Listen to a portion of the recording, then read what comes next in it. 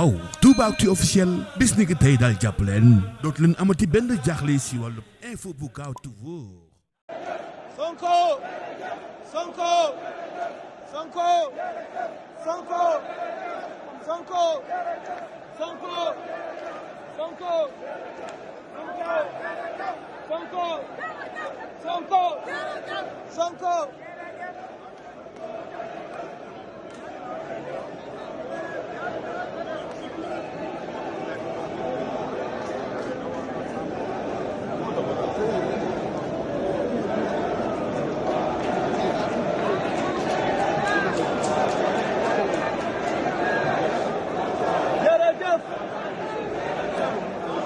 jërëjëf